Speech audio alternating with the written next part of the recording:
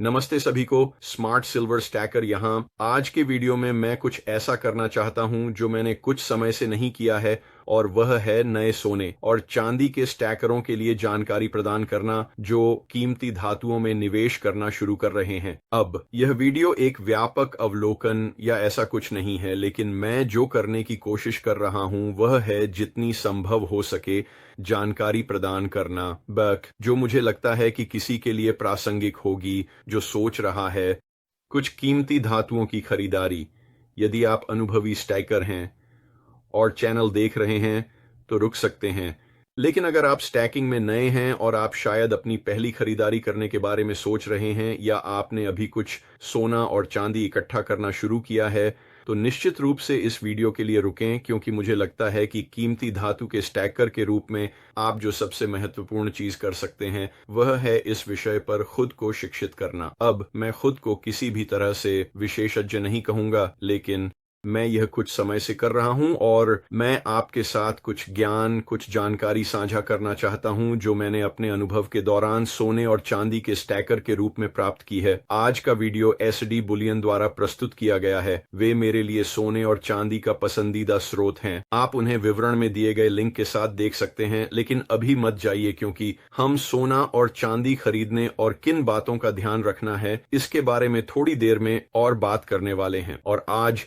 हम सोने और चांदी के इतिहास के कुछ हिस्सों से शुरुआत करते हैं। और वैसे अगर आप नए हैं तो इस वीडियो के अंत तक जरूर रुकें, क्योंकि अंत में मैं आपको कुछ सुझावों की एक सूची देने वाला हूं। संक्षिप्त जानकारी है जो मैं चाहता था कि कोई मेरे साथ साझा करता जब मैंने स्टैकिंग शुरू की थी। लेकिन पहले चलिए कीमती धातुएं क्या हैं। कीमती धातुओं के शब्दों का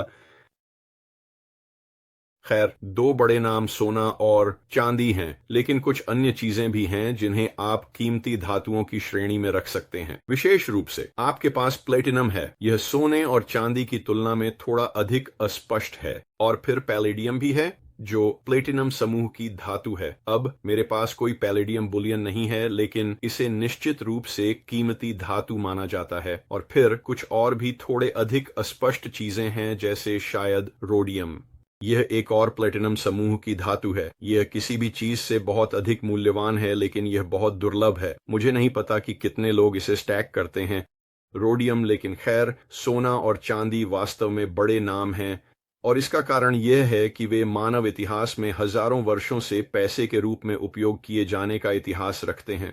सोना और चांदी एक विनिमय इकाई के रूप में, एक मुद्रा के रूप में उपयोग किए गए हैं, और यह शायद 1500 ईसा पूर्व तक जाता है। उन्होंने चांदी के टुकड़ों के भंडार पाए हैं।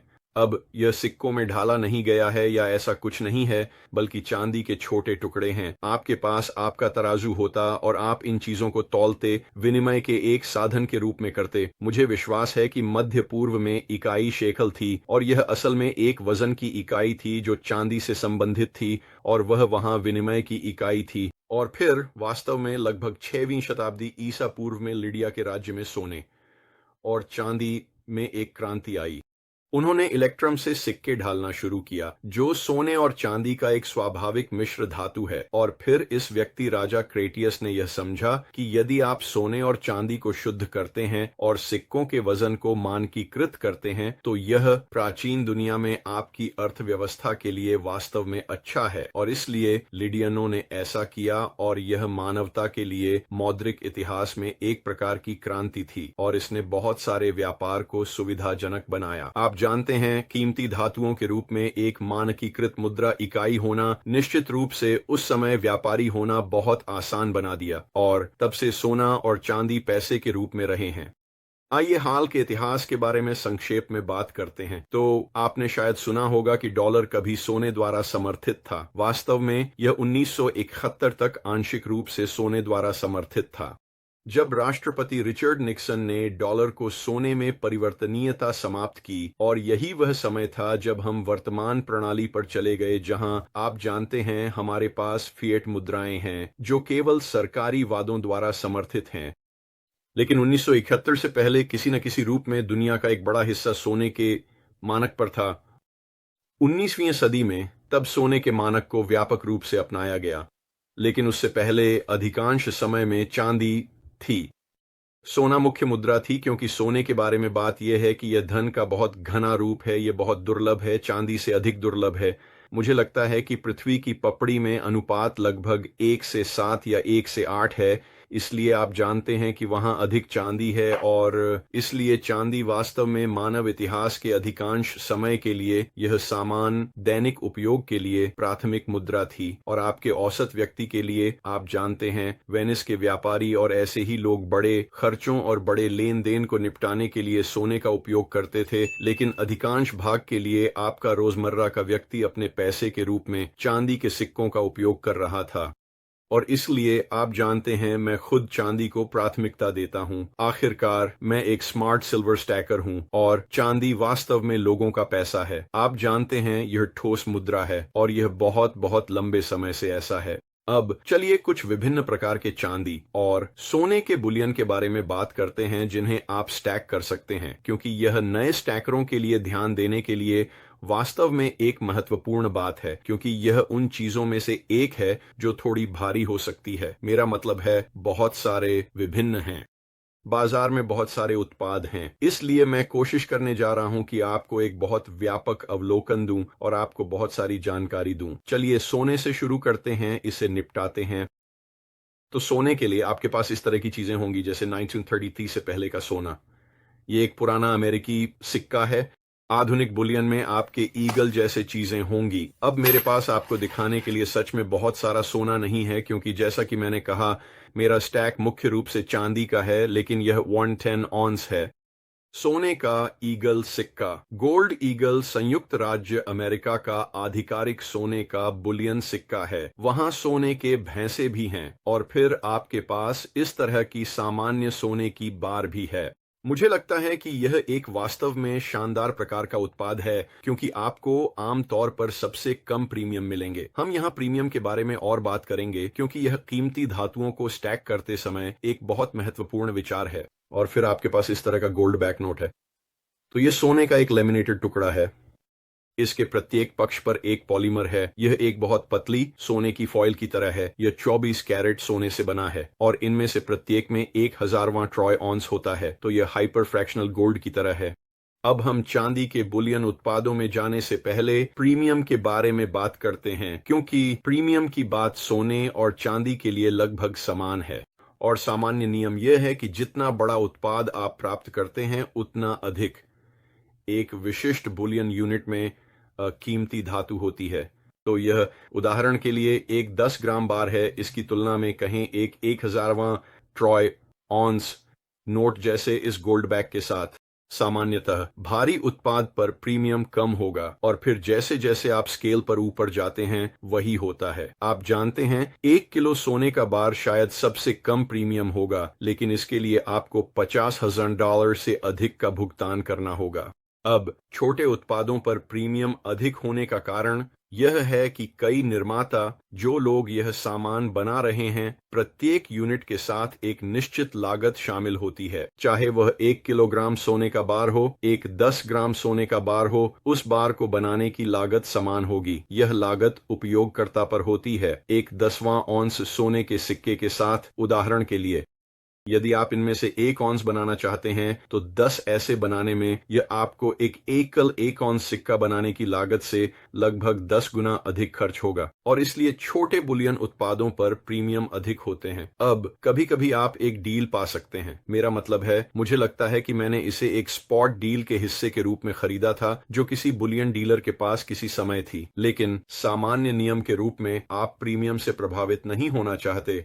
तो सोने के उत्पादों के साथ मैं शायद 10वां ऑन्स सोने के सिक्के जैसी चीजों से दूर रहूंगा। बड़े ऑन्स में रहना ठीक है ताकि उच्च प्रीमियम से बचा जा सके। गोल्ड बैग्स एक अलग कहानी है। इन चीजों के लिए आप सोने की स्पॉट कीमत का 2 गुना भुगतान कर रहे हैं। आप उन्हें उस कीमत पर वापस बेच सकते हैं, इसलिए आप वास्तव में इसके साथ कुछ भी नहीं खो रहे हैं। लेकिन स्पष्ट रूप से जब आप जानते हैं हर एक सिक्के के लिए जो आपके पास होगा 1000 ऐसे बना रहे हैं, एक ऑन्स सिक्का, इन पर प्रीमियम बहुत अधिक होंगे, इसलिए इसे ध्यान में रखना महत्वपूर्ण है। और चलो यहाँ चांदी की ओर बढ़ते हैं, क्योंकि यह वास्तव में मेरे क्षेत्र में अधिक है और चांदी के उत्पादों के साथ भी यही बात है। आमतौर पर आप छोटे उत्पादों के लिए अधिक प्रीमियम चुकाने वाले हैं, जैसे कि उदाहरण के लिए यह 10,000 चांदी का राउंड। मेरा मतलब है मैं सामान्य नियम के रूप में इनसे दूर रहूंगा क्योंकि आप जो प्रीमियम चुकाने वाले हैं वे बहुत अधिक हैं।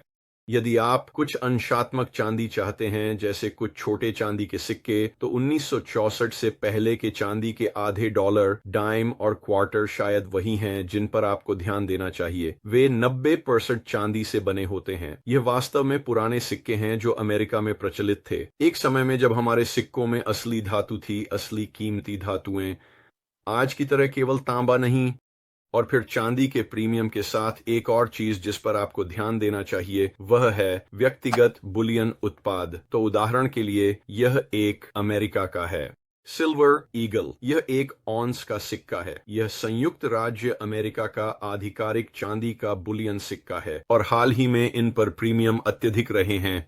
आप जानते हैं मैं इस समय इनका संग्रह करने से बचूंगा। हालांकि हाल ही में प्रीमियम कम हुए हैं, फिर भी वे अन्य बुलियन रूपों की तुलना में अभी भी उच्च हैं जो आप प्राप्त कर सकते हैं। और चलिए आए जल्दी से सिक्के और अन्य चीजों के बीच के अंतर के बारे में बात करते हैं। तो ये दोनों 1 औंस के गोल चांदी के टुकड़े हैं, लेकिन इनमें से एक को एक सरकारी टकसाल द्वारा बनाया गया था। यह अमेरिका की टकसाल द्वारा बनाया गया था।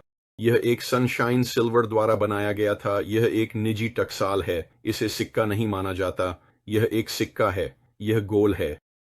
और केवल वही चीज जिसे सिक्का कहा जा सकता है वह है जो एक सरकारी टकसाल द्वारा बनाई गई हो। यह अमेरिका की टकसाल नहीं होनी चाहिए। यह हो सकता है, उदाहरण के लिए कनाडाई टकसाल कनाडाई मेपल लीफ बना रही है और वहां बहुत सारे चांदी के सिक्के हैं। आपके पास ऑस्ट्रियाई फिलहार्मोनिक्स हैं, आपके पास दक्षिण अफ्रीकी क्रूगर रैंड हैं, आपके पास चांदी की ब्रिटानिया हैं। लेकिन सबसे बड़ी बात यह है कि उन्हें एक सरकारी टकसाल द्वारा बनाया जाना चाहिए और आमतौर पर सिक्कों पर, हमेशा नहीं लेकिन कई बार, उन पर किसी शासक की छवि होती है या कुछ ऐसा ही होता है। या अमेरिका की टकसाल के सिक्कों के मामले में आपके पास लेडी लिबर्टी है और उन्हें हमेशा 1 औंस के सिक्के नहीं होना चाहिए। वे 2 औंस के हो सकते हैं, उदाहरण के लिए जैसे यह 2 औंस का कनाडाई क्रैकेन सिक्का, लेकिन यह अभी भी कानूनी निविदा है, राष्ट्रीय टकसाल द्वारा बनाया गया है। और यह भी एक ऐसा विषय है जिसके बारे में हम संक्षेप में बात कर सकते हैं। इन सिक्कों में से कई जो सरकारी टकसालों द्वारा बनाए जाते हैं उनका एक आधिकारिक अंकित मूल्य होता है। 1 औंस कनाडाई मेपल लीफ का अंकित मूल्य $5 है। इस 2 औंस क्रैकेन का अंकित मूल्य 10 है।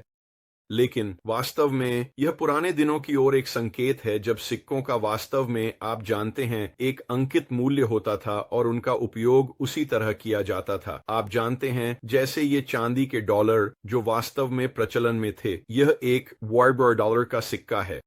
लेकिन आजकल जो मूल्य वे सिक्कों पर लगाते हैं, मुझे नहीं पता कि वे ऐसा क्यों करते हैं। शायद परंपरा के लिए। स्पष्ट रूप से आप नहीं चाहते कि आप अपना मेपल लीफ $5 में खर्च करें, क्योंकि इसमें, आप जानते हैं, इसमें $25 मूल्य की चांदी या कुछ ऐसा होता है। तो खैर, यह सिक्के और राउंड के बीच का अंतर है। और आप जानते हैं ये जंक सिल्वर सिक्के भी सिक्के हैं क्योंकि ये अमेरिका की टकसाल द्वारा बनाए गए थे। अब ये चांदी के ईगल और मेपल लीफ की तरह बुलियन निवेश के लिए नहीं बनाए गए थे, बल्कि वास्तव में ये प्रचलन में लाने के लिए बनाए गए थे। लेकिन आप अभी भी उन्हें सिक्के कहेंगे, ठीक है? तो आपके पास सिक्के हैं, आपके पास राउंड हैं, और एक और चीज जो आपके पास है वह है बार। बार चांदी के स्टैकरों और चांदी के निवेशकों के बीच बहुत लोकप्रिय हैं। मुझे खुद बार बहुत पसंद है और ये सभी आकारों और आकारों में आते हैं। और एक त्वरित बात के रूप में, राउंड भी सभी आकारों और आकारों में आते हैं। तो आपके पास यहाँ ये 5 औंस का राउंड है। ये गोल्डन स्टेटमेंट द्वारा बनाया गया है। ये एक एजटेक कैलेंडर राउंड है और इसका वजन 5 औंस है। तो ये बड़ा है। ये किसी सरकारी टकसाल द्वारा नहीं बनाया गया है, बर्सले पर एक राउंड माना जाता है। अब बार्स पर वापस चलते हैं। तो बार सभी आकारों और आकारों में आते हैं। आपके पास छोटे अंशात्मक बार से लेकर 1 औंस के बार तक हैं जो लोकप्रिय हैं। फिर आपके पास 10 औंस किलो हैं, जैसे 100 औंस एंगल हार्ड बार है, और वे लगभग 1000 औंस कॉमेक्स बार तक जाते हैं। और आप शायद कुछ बार इससे भी बड़े पा सकते हैं। लेकिन ये 100 औंस का बार, ये आपके औसत खुदरा निवेशक के लिए जाने वाला सबसे बड़ा आकार है।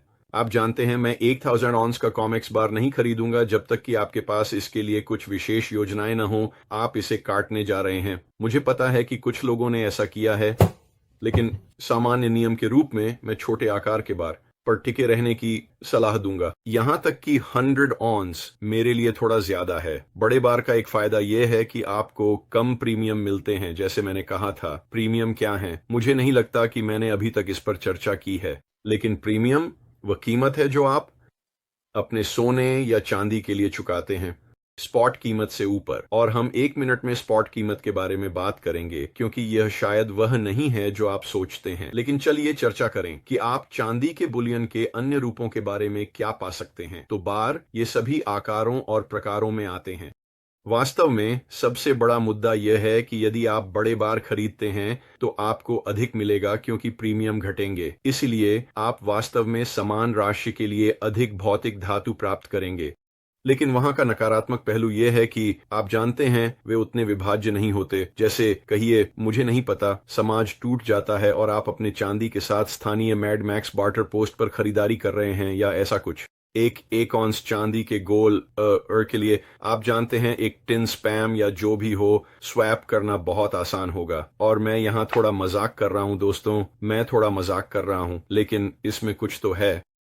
फिर यह आपके 1 किलो चांदी के बार को स्वैप करने की तुलना में बहुत आसान है, जो कि बहुत अधिक होगा। यह संभवतः उस छोटे आइटम से कहीं अधिक मूल्यवान है जिसे आप व्यापार करना चाहते हैं। उदाहरण देखें, आप अपने कीमती धातुओं का उपयोग एक बचत खाते के रूप में कर रहे हैं और आपको एक बिल चुकाना है। आपको कुछ नकद की आवश्यकता है। अगर आपके पास किलो बार हैं तो आप टुकड़े बेचने को मजबूर हैं। अगर आपके पास कुछ गोल हैं तो आप अपने पास जा सकते हैं स्थानीय सिक्का दुकान या आपके दोस्त के पास जो कुछ चांदी खरीदना चाहता है, और आप कुछ फिएट को छोटे मूल्य या छोटे मात्रा में ऐसे किसी चीज के लिए स्वैप कर सकते हैं। तो मैं जानता हूं कि मैंने वहां सभी प्रकार के बुलियन का एग्जॉस्टिव नहीं किया है, लेकिन यह एक संक्षिप्त अवलोकन है। और अगर आपके पास इनमें से किसी भी चीज के बारे में कोई प्रश्न है तो कृपया नीचे टिप्पणियों में डालें। और मैं जानता हूं कि यह थोड़ा बेतरतीब है, लेकिन मैं इस वीडियो में नए स्टैकर के लिए जितनी जानकारी दे सकता हूं देने की कोशिश कर रहा हूं। यही मेरी सोच है। यह जानना अच्छा है कि आप बाहर जाने से पहले और भौतिक बुलियन पर वास्तव में पैसे खर्च करना शुरू करने से पहले स्पॉट प्राइस क्या है। स्पॉट प्राइस क्या है? क्योंकि जब लोग प्रीमियम के बारे में बात करते हैं तो सभी इसी में उलझ जाते हैं। और यह महत्वपूर्ण है कि स्पॉट प्राइस वास्तव में एक ऑन्स चांदी के टुकड़े की कीमत नहीं है। स्पॉट प्राइस एक फ्यूचर्स कॉन्ट्रैक्ट द्वारा निर्धारित होता है। यह आपके कमोडिटीज एक्सचेंज पर जो भी फ्यूचर्स कॉन्ट्रैक्ट है, जैसे कि कॉमेक्स उदाहरण के लिए एक जगह है जहां चांदी के लिए कॉन्ट्रैक्ट व्यापार किए जाते हैं। यह सबसे अधिक मात्रा वाले अगले महीने के कॉन्ट्रैक्ट है। तो यह वही है जो सबसे अधिक व्यापार किया जा रहा है। आप जानते हैं फ्यूचर्स कॉन्ट्रैक्ट 1 महीने, 2 महीने, 3 महीने आदि के लिए होते हैं। और जिस कॉन्ट्रैक्ट में सबसे अधिक व्यापार गतिविधि होती है, उसी से वे चांदी का स्पॉट प्राइस निर्धारित करते हैं। यह उस कॉन्ट्रैक्ट की कीमत है और ये कॉन्ट्रैक्ट आमतौर पर दर्शाते हैं। मेरा मानना है कि 5000 ऑन्स चांदी प्रत्येक है और इन्हें एक डिजिटल एक्सचेंज पर व्यापार किया जाता है। यह आप जानते हैं डिजिटल चांदी, कागजी चांदी, जो भी हो। और इसलिए यह चीजें स्पष्ट रूप से थोड़ी अधिक तरल हैं, जैसे कि भौतिक धातु की तुलना में हाथों से व्यापार करना आसान है। और इसके परिणाम स्वरूप यह भौतिक चांदी की तुलना में छूट पर भी व्यापार करता है। तो प्रीमियम यह उसे शामिल करता है। यही प्रीमियम का कारण है। कहते हैं आज की स्पॉट कीमत लगभग $22 है। मुझे नहीं पता कि यह सही है या नहीं, लेकिन चलिए कहते हैं कि यह $22 है। खैर हाँ, अगर आप कॉमिक्स पर 5000 ऑन्स का फ्यूचर्स अनुबंध खरीदते हैं तो आपको उस कीमत $20 प्रति ऑन्स का भुगतान करना होगा। लेकिन अगर आप अपने स्थानीय सिक्का दुकान पर जाते हैं या एसडी बुलियन पर जाते हैं और आप एक ऑन्स चांदी का राउंड खरीदना चाहते हैं तो यह आपको $20 प्रति ऑन्स से अधिक खर्च करेगा, क्योंकि 1 मिनट को उस चांदी को लेना आप जानते हैं उन बड़े कॉमिक्स बार में, और उसे पिघलाना और वास्तव में इन चीजों का उत्पादन करना, और स्पष्ट रूप से इसका एक लागत है। और आप जानते हैं इस सामान को वितरित करना होता है, इसे गोदाम में रखना होता है आदि। इसलिए यह काफी दिलचस्प है कि स्पॉट कीमत वास्तव में भौतिक धातु की कीमत नहीं है। यह सोने और चांदी का एक कागजी व्युत्पन्न है, और यही कारण है कि हमारे पास प्रीमियम है। और प्रीमियम, जैसा कि मैंने कहा, बड़े उत्पादों जैसे आप जानते हैं किलो बार 100 ऑन्स बार पर कम होंगे। और यदि आप वास्तव में बाजार में जाकर एक 1000 ऑन्स कॉमिक्स बार खरीदना चाहते हैं तो और भी कम होंगे। उदाहरण के लिए यह शायद स्पॉट कीमत के सबसे करीब होगा जो आप प्राप्त कर सकते हैं। लेकिन फिर निश्चित रूप से आपके पास यह विशाल बार है कि अगर आप इसे गिराते हैं तो यह आपके पैर को तोड़ देगा। ये एक छोटी टिप है, मैंने एक बार ये चीज अपने पैर पर गिरा दी थी, तो मैं आपको बताऊंगा। अगर आप एक नए स्टैकर हैं और भारी बार संभाल रहे हैं तो बंद टो वाले जूते पहने, क्योंकि ये बहुत दर्दनाक था। तो वहां एक एक टिप जो आपको एक अंगूठे को बचा सकती है। तो कागजी अनुबंध की बात, इसका पूरे हेरफेर के मामले से बहुत संबंध है। आपको लोगों को कीमती धातुओं के हेरफेर के बारे में बात करते हुए सुनाई दे सकता है। किसी कारण से इन वीडियो के टिप्पणियों में लोग अक्सर इसे सोना और चांदी न खरीदने के कारण के रूप में संदर्भित करते हैं। मैं इसे थोड़ा अलग तरीके से देखता हूं। अब क्या उन कागजी बाजारों में हेरफेर है? हाँ, निश्चित रूप से है। आप जानते हैं, स्पॉट कीमत भौतिक धातु की असली कीमत नहीं है, यह एक कागजी अनुबंध की कीमत है, और उन कागजी अनुबंधों का बहुत अधिक व्यापार होता है।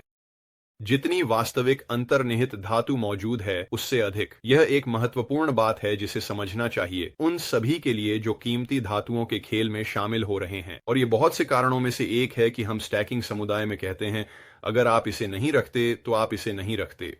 अब मुझे आपको कुछ उदाहरण देने दें कि क्यों यह कहावत कीमती धातुओं के हेर फेर और इस तरह की चीजों के संबंध में सही है। तो मैं नवीनतम आंकड़े निकालूंगा।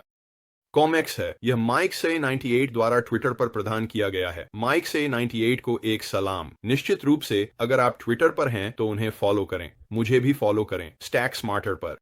यह कॉमेक्स से नवीनतम जानकारी है कि इस वस्तु विनिमय पर उनके पास वास्तव में कितना चांदी है।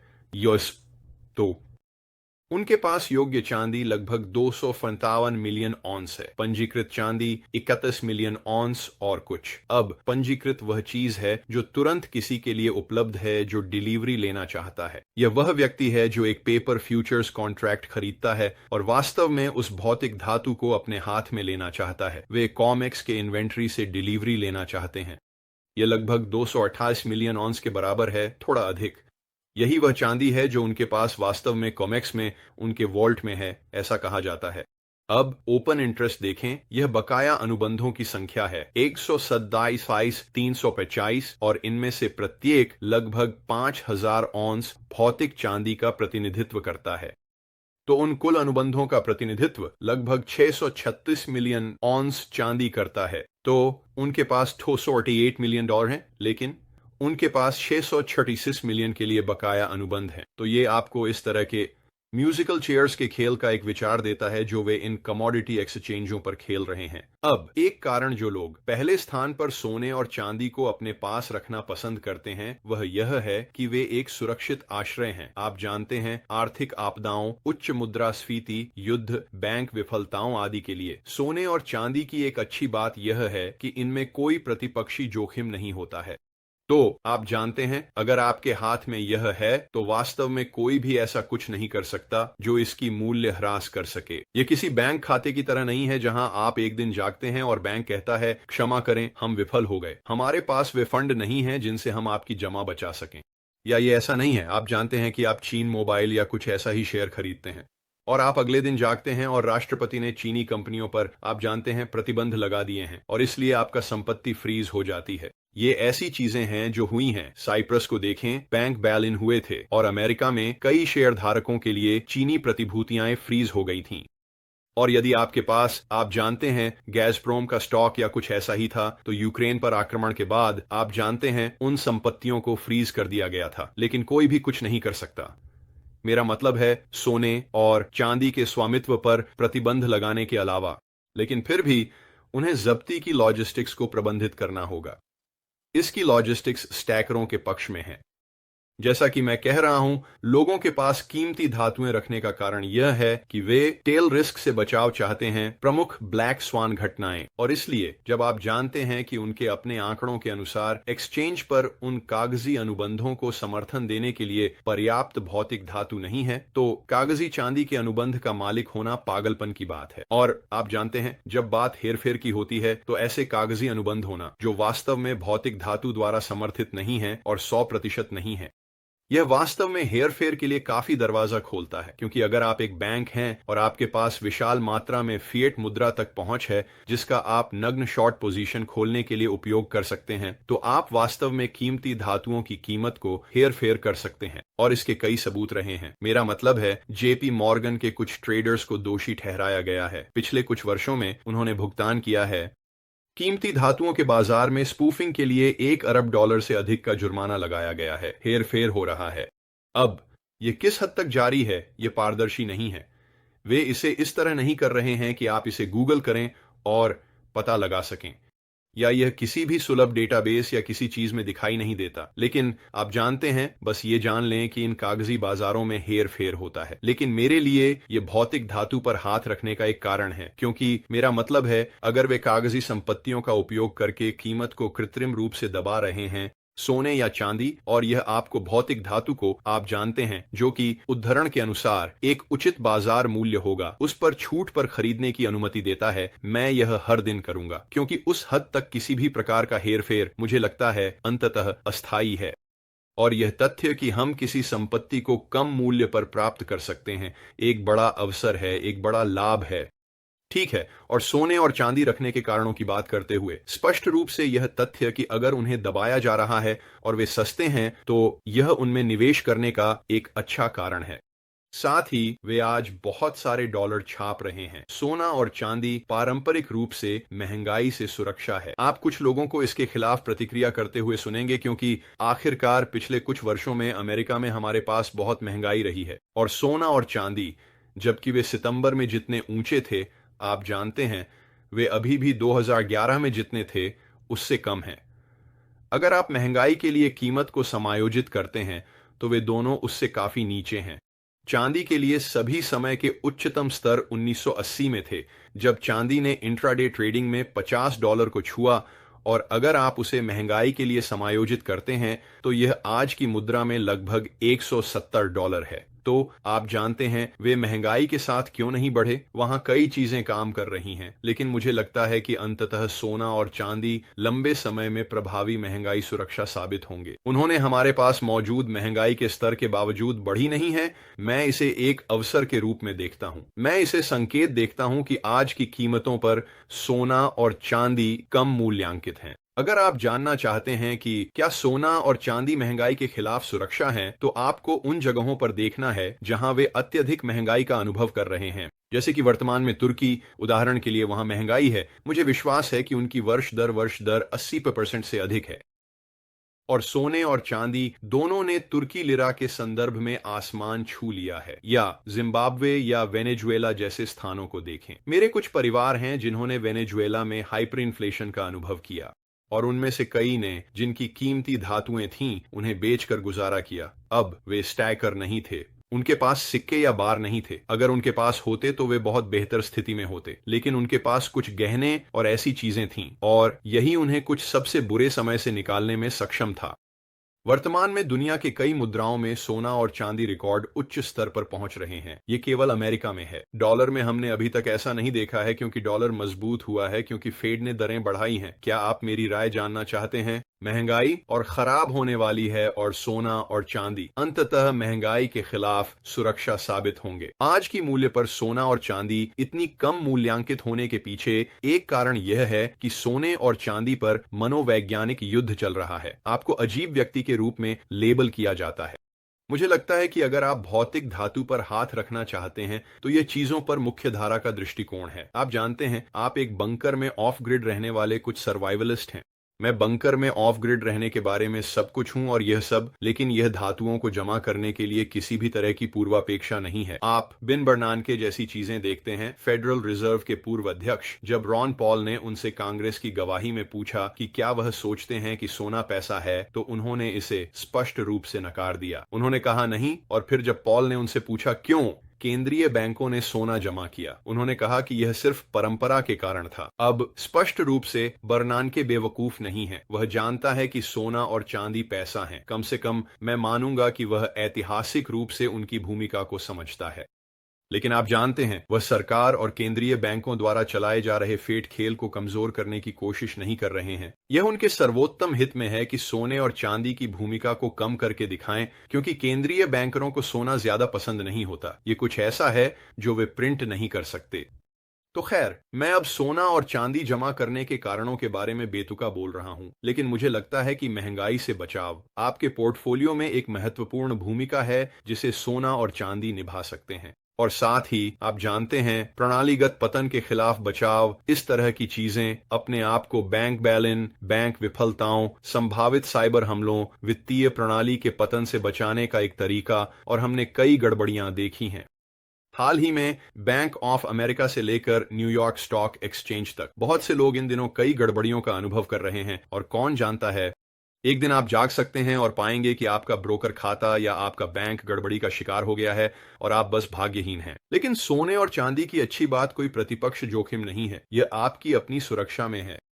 कोई भी उन्हें एक कलम के झटके या कीबोर्ड के स्पर्श से बेकार नहीं बना सकता, और इन दिनों बहुत से ऐसे संपत्तियां नहीं हैं जिनके लिए आप ऐसा कर सकते हैं। तो यह एक अच्छा कारण है सोने और चांदी में। अब मुझे यकीन है कि कुछ बातें हैं जिन्हें मैंने कवर नहीं किया, जो आज के वीडियो में नए स्टैकरों के लिए प्रासंगिक थीं। यह एक व्यापक गाइड होने का इरादा नहीं है, यह एक संक्षिप्त अवलोकन है। विभिन्न प्रकार के बुलियन जिन्हें आप प्राप्त कर सकते हैं, चांदी में निवेश करने के कारण, और कुछ शब्दावली को स्पष्ट करना। यदि आपके पास सोने और चांदी के बारे में कोई प्रश्न है और आप एक नए स्टैकर हैं, तो उन्हें टिप्पणियों में डालें। इससे पहले हम इसे समाप्त करें, मैं आपको कुछ त्वरित सुझाव देना चाहता हूं। ये ऐसे सुझाव हैं जो मैं चाहता कोई ऐसा व्यक्ति जिसने मुझे सोने और चांदी के स्टैकिंग में जाने से पहले बताया, मैं इन सुझावों को आपके लिए जल्दी से बताने जा रहा हूं। तो सबसे पहले, एक प्रतिष्ठित स्थान से खरीदें। आप जानते हैं, क्रेगलिस्ट या ईबे पर छोटे विक्रेताओं से सोने और चांदी को न खरीदें, या ऐसा कुछ भी न करें। शायद जब आप थोड़े अधिक अनुभवी हो जाएं और आप नकली चीजों को पहचानना समझें, तो आप ऐसा कर सकते हैं। आप सौदों की तलाश कर सकते हैं। नए हैं तो प्रतिष्ठित डीलरों पर टिके रहें। अब एसडी बुलियन एक चैनल प्रायोजक है। वे हैं जहां मैं अपना सोना और चांदी खरीदता हूं, इसलिए मैं आपको उनके पास भेज सकता हूं। विवरण में एक लिंक है, और अगर आप नए हैं और आपने पहले कभी उनसे नहीं खरीदा है, तो sdbullion.com न्यू पर जाएं, और उनके पास कुछ ऑफर हैं जहां आप वास्तव में स्पॉट पर कुछ सोना और चांदी प्राप्त कर सकते हैं। अगला टिप है कि केवल एक ही जगह पर खरीदारी न करें। आपको एसडी बुलियन को देखना चाहिए, अन्य प्रतिष्ठित ऑनलाइन डीलरों को भी देखें। उन सभी के पास बेहतर व्यापार ब्यूरो पृष्ठ हैं। आप प्रतिष्ठित लोगों को काफी आसानी से ढूंढ सकते हैं। यदि आपके पास एक स्थानीय सिक्का दुकान है, तो निश्चित रूप से वहां जाएं और उनसे बातचीत करें और बस बाजार से परिचित हो जाएं। मेरा मतलब है, देखिए, अगर आप ऐसा नहीं करना चाहते तो एसडी बुलियन पर जाएं। आपको वहां धोखा नहीं मिलेगा। उनकी ग्राहक सेवा अच्छी है, उनकी कीमतें उत्कृष्ट हैं। क्या उनके पास हर एक बुलियन के टुकड़े पर हमेशा सबसे कम कीमत होती है? खैर नहीं, मुझे नहीं लगता कि किसी के पास ऐसा है। यह असंभव होगा। लेकिन अगर आप उनके डील्स पृष्ठ पर जाते हैं, तो आप हमेशा कुछ बेहतरीन डील्स पाएंगे। उनके पास हमेशा किसी चीज पर सबसे कम कीमत होती है। मुझे लगता है कि अभी उनके पास स्कॉट्सडेल मिंट की चीजें बिक्री पर हैं, जो अद्भुत है। मेरा मतलब है, अगर आप लोग कुछ समय से देख रहे हैं, तो आप जानते हैं कि मुझे स्कॉट्सडेल सिल्वर पसंद है। मेरे पास उनके बहुत सारे बार और राउंड हैं और इस तरह की चीजें हैं, और वे अभी बिक्री पर हैं। ठीक है, अगला टिप है कि जब आप अपना सोना और चांदी खरीदें, तो जो कुछ भी आप कर रहे हैं उसे ट्रैक करें। एक्सेल या गूगल शीट्स या जो भी हो, एक स्प्रेडशीट शुरू करें और जो आप खरीद रहे हैं उसे ट्रैक करें। अगर आप यह शुरुआत से करते हैं, तो यह आपकी स्टैकिंग यात्रा को बहुत आसान बना देगा। जो भी डेटा आपको प्रासंगिक लगता है उसे डालें। इसमें निश्चित रूप से शामिल करें कि आपने सामान कहां से लिया, तारीख, प्रति औंस आपने कितना भुगतान किया, कुल कीमत, ये सभी चीजें। क्योंकि आप पाएंगे कि जब आप यह कुछ समय तक करते हैं तो आप चीजों का ट्रैक खो देंगे और आप शायद उस स्प्रेडशीट में आप किसी विशेष उत्पाद की तस्वीर या तस्वीर के लिंक को शामिल करना चाहेंगे और शायद अपनी रसीद की एक प्रति भी। और जब आप बेचने जाएंगे तो यह आपकी जिंदगी को बहुत आसान बना देगा क्योंकि आप यह निर्धारित कर सकेंगे कि आपकी लागत क्या थी। इनमें से कोई भी कर सलाह या वित्तीय सलाह नहीं है, लेकिन सोने और चांदी पर आपकी लागत का आधार जानना कर उद्देश्यों के लिए बेचते समय बहुत मददगार होगा क्योंकि आपको पूंजीगत लाभ कर का भुगतान करना होगा और उस सभी जानकारी को एक जगह पर ट्रैक करना आपकी जिंदगी को बहुत आसान बना देगा। एक और बात जो मैं कहूंगा, अपने खरीदारी की योजना बनाना। बस बाहर जाकर कुछ चीजें खरीदने की आदत न डालें, एक रणनीति बनाएं। यह जानें कि आप कब बेच सकते हैं। आपका सोना और चांदी, आपका असली उद्देश्य क्या है? क्या आप पूंजी वृद्धि की तलाश में हैं? क्या आप कीमती धातुओं में आपातकालीन कोष की तलाश कर रहे हैं? क्या आप एक मुद्रास्फीति हेज संपत्ति चाहते हैं? क्या आप बस यह सोचते हैं कि आपके विश्लेषण के आधार पर सोना और चांदी कम मूल्यांकित हैं? इन सभी चीजों के बारे में सोचें। खरीदारी पर जाने से पहले एक योजना बनाएं। मैं कहूंगा, कीमती धातुओं को खरीदने के लिए लीवरेज का उपयोग न करें। कीमती धातुओं को खरीदने के लिए बाहर न जाएं और आप जानते हैं, क्रेडिट कार्ड या किसी भी प्रकार का कर्ज का उपयोग न करें क्योंकि अगर बाजार आपकी पसंद के अनुसार नहीं चलता है तो आप अपने धातुओं को खराब समय पर बेचना पड़ सकता है। मेरा मतलब है, आप एक मजबूत हाथ बनना चाहते हैं और इस नोट पर आप जानते हैं, एक बार में कीमती धातुओं में पूरी तरह से निवेश न करें। आपके पास हमेशा कुछ नकद होना चाहिए क्योंकि अगर आप अपनी सारी नकद राशि एक चांदी की बार पर खर्च कर देते हैं तो आप इसके लिए थोड़ा प्रीमियम देते हैं और फिर अगले दिन आपको एक अप्रत्याशित खर्च का सामना करना पड़ता है तो अब आपको उस बार को बेचना होगा। आप प्रीमियम खो देंगे। आप जानते हैं, सोना और चांदी ऐसी चीजें नहीं हैं जिनमें आप बार बार निवेश करना चाहते हैं। यह एक बहुत लंबी अवधि का निवेश है और इसलिए आप जानते हैं, हमेशा सुनिश्चित करें कि आपके पास कुछ नकद हो। खुद को ऐसी स्थिति में न डालें जहां आपको आपातकाल के लिए अपने कीमती धातुओं को बेचना पड़े। अब अगर आपको बिल्कुल करना पड़े तो यही कारण है कि हमारे पास सोना और चांदी जैसी चीजें हैं, लेकिन मत। मेरी बात यह है कि पूरा निवेश करना सही नहीं है। एक कारण यह है कि आप पूरा निवेश नहीं करना चाहते हैं। अगर आप पूरा निवेश करते हैं और फिर बाजार गिरता है तो आप कम कीमतों का लाभ नहीं उठा सकते। मेरा मतलब है, मेरा दृष्टिकोण हमेशा नियमित छोटे क्रमिक खरीदारी करने का रहा है और मैं कोशिश करता हूं कि जब कीमती धातुएं गिर रही हों तब खरीदूं। अब हाल ही में हमें थोड़ी गिरावट का सामना करना पड़ा है।